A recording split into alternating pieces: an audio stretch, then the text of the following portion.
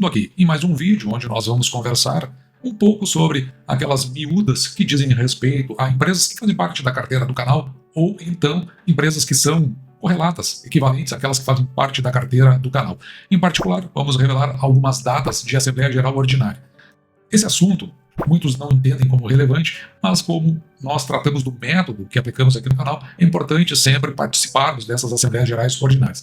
E sempre fazemos o reforço da importância dessa participação e vamos revelando algumas datas. Um detalhe, uma informação importante que nós trazemos aqui é que uma empresa ela fez o cancelamento de ações que estavam em tesouraria. Nós vamos ver a empresa e o impacto disso, principalmente para o acionista em relação ao recebimento de proventos. E por fim, vamos tocar no abandono daquela pauta ESG, uma pauta que nós não gostamos muito aqui no canal e estamos vendo que cada vez mais as empresas estão se afastando dessa pauta. Hoje é dia 14 de janeiro de 2025 e agora são aproximadamente 10 horas e 5 minutos, então, portanto, recém abriu o pregão da nossa Bolsa de Valores. E vamos começar pelas miúdas, começando aqui por BB Seguridade, que emitiu esse aviso aos acionistas no dia de ontem, dia 13. Ele está marcando nesse documento a data da Assembleia Geral Ordinária. Então a data ficou prevista para ser realizada no dia 29 de abril de 2025. Então, mais ou menos como eu vinha dizendo, normalmente se situa ali entre o mês de abril, segunda metade do mês de abril, início do mês de maio, mais uma empresa então no mês de abril.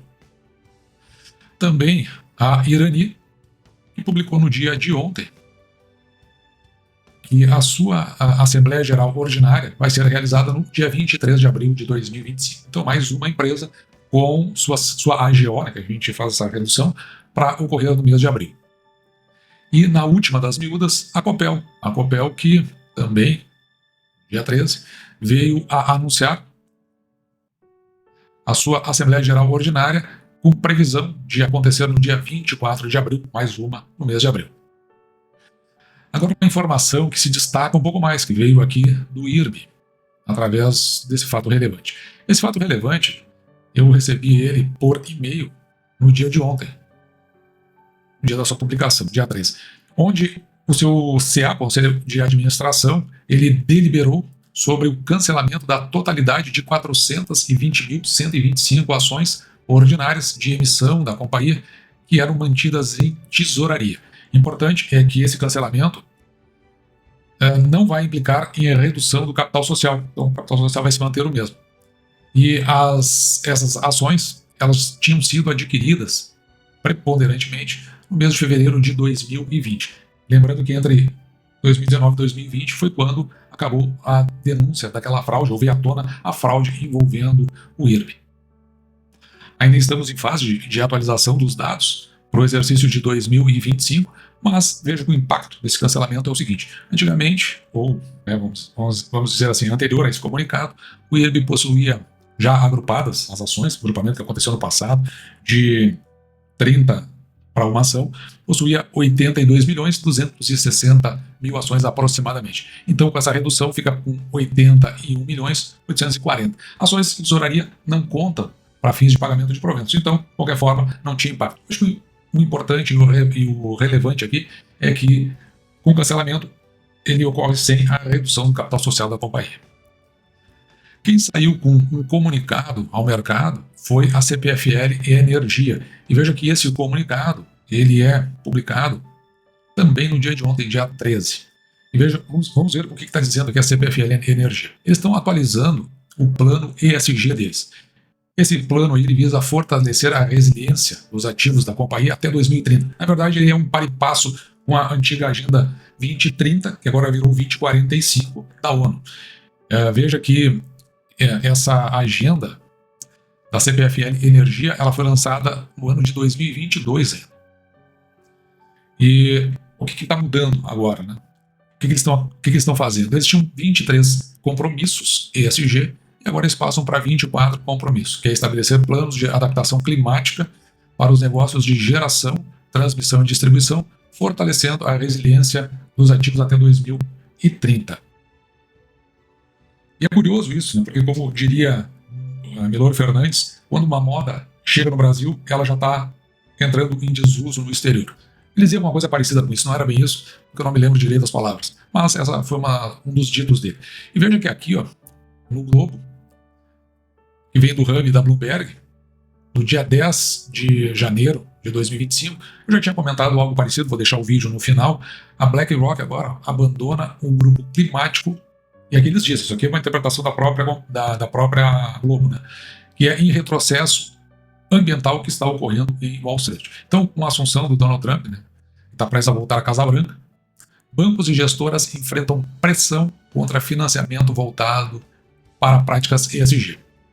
No vídeo que eu vou deixar no final, ali a gente conversa sobre por que os bancos estão abandonando, uma vez que existe um problema muito sério de crédito nos Estados Unidos e tem uma baliza aí, inclusive, que pode refletir no mundo como um todo. E por isso até a gente fica de olho, já que se isso refletir na nossa bolsa, evidentemente tem impacto no conjunto das nossas ações, embora provavelmente não tenha impacto nas empresas. Talvez aí abra uma oportunidade. Mas você dê uma olhada no vídeo que eu vou deixar aqui no final. Seguindo aqui na reportagem, a BlackRock está se afastando de um dos maiores grupos de investidores climáticos do mundo, após a BlackRock ser alvo de políticos republicanos. Tem uma briga lá nos Estados Unidos, republicanos e democratas, e parte da agenda dos democratas lá é assumida pelos, vamos dizer assim, progressistas aqui no Brasil. Um deles é a Rede Globo e também o governo atual, que tem uma pauta muito em consonância com a que era a pauta dos democratas americanos. Então aqui, por isso que estão colocando na conta dos republicanos, devido aos seus esforços relacionados ao aquecimento global. Na verdade, não é por isso, né, que eles estão, é porque isso aí está trazendo prejuízos locais, e os políticos locais lá, eles acabam se preocupando com isso. A gestora de ativos, a BlackRock, decidiu deixar essa iniciativa aqui, ó, chamada Net Zero Asset Managers, conforme informado em carta aos clientes na quinta-feira. Como aqui é do dia 10, essa foi a quinta-feira passada, dia 8. A filiação ao grupo gerou confusão sobre as práticas da BlackRock e sujeitou a empresa a investigações legais por parte de vários representantes públicos. Então, na verdade, não é porque é uma pressão dos republicanos, é porque o próprio cliente ele se sentiu desconfortável, eles foram até os seus representantes e a partir daí é que começa a se questionar essa participação dentro dessa pauta, ou pelo menos dentro desse grupo, né, o chamado Net Zero Asset Managers. Segundo essa reportagem, a BlackRock, que administra 11 trilhões de dólares nos seus fundos, tem sido alvo de ataques de legisladores republicanos por adotar o que os conservadores chamam de políticas progressistas. Essa aqui é a visão da reportagem, né? Na verdade, não é bem isso que eles estão colocando aí. E veja que logo em seguida veio uma explicação aqui, ó, ou pelo menos um exemplo do que está acontecendo.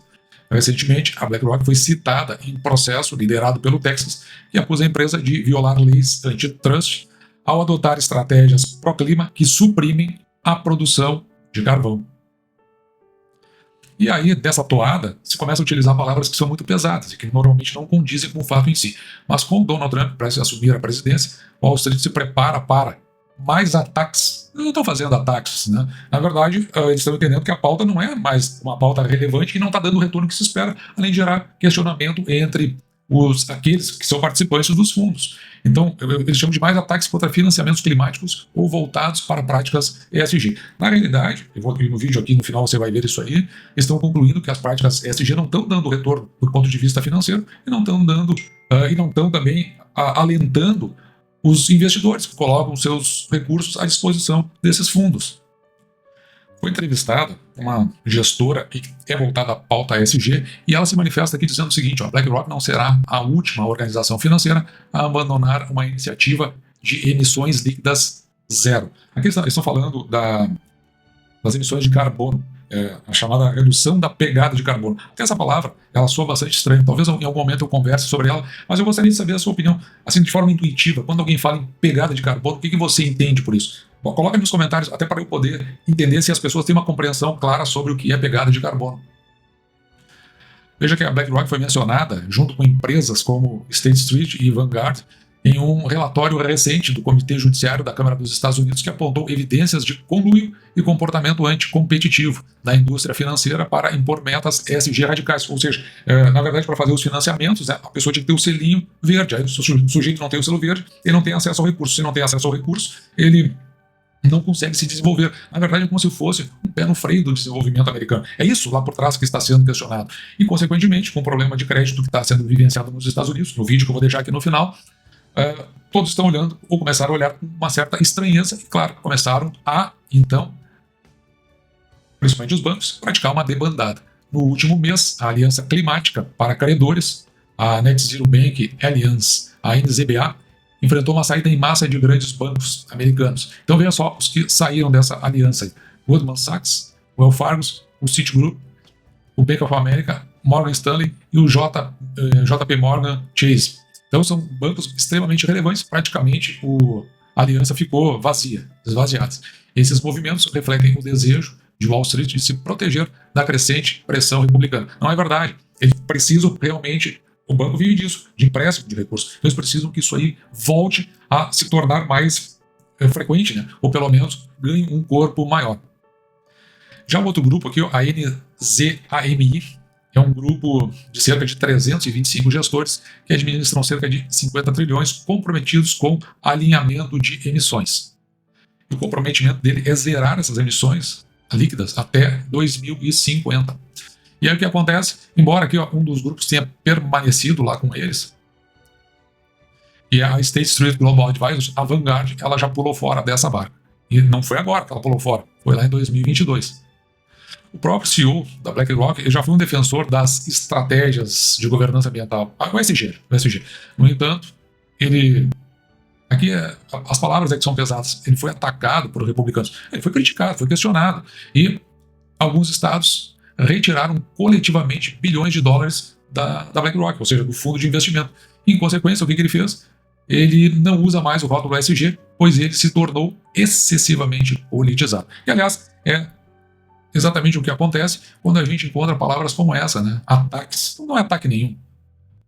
E não é ataque na medida que as pessoas estão vendo, cada um, claro, né, tem que enxergar o seu interesse da parte dos investidores, da parte dos bancos que não concedem ou têm dificuldade na concessão de créditos, e do outro lado, né, as empresas que ficam limitadas pelo seu desenvolvimento justamente porque são colocadas medidas de restrição, essas que se diz, né, com apelo ESG, e elas não conseguem ir à frente porque é muito caro e há um escasseamento justamente dos créditos a serem concedidos, ou seja, é como se emperrasse o desenvolvimento da economia. Eles estão enxergando por esse lado. Então eles não estão atacando, eles estão fazendo críticas pontuais. Se entende que esse caminho do ESG é o melhor, então tem que ser provado na prática, para que ele vá adiante. Se não for provado na prática, evidentemente que as pessoas vão pular dessa barca. E aqui no Brasil, como sempre, se está mergulhando numa prática que já, a gente viu ali, né, casos de 2022 para cá, então já daqui a pouco você vai completar 3 anos, as empresas estão já pulando fora e o Brasil está mergulhando. Isso é a parte esquisita. Quando nós formos nos dar conta, pode ser que talvez seja, não digo tarde demais, mas já perdeu muito recurso que deveria ser ajustado para os devidos investimentos. E dito isso, eu vou ficando por aqui. Espero que você tenha gostado. Me despeço de você, desejando que você fique com Deus e deixando, como sempre, o meu grande abraço.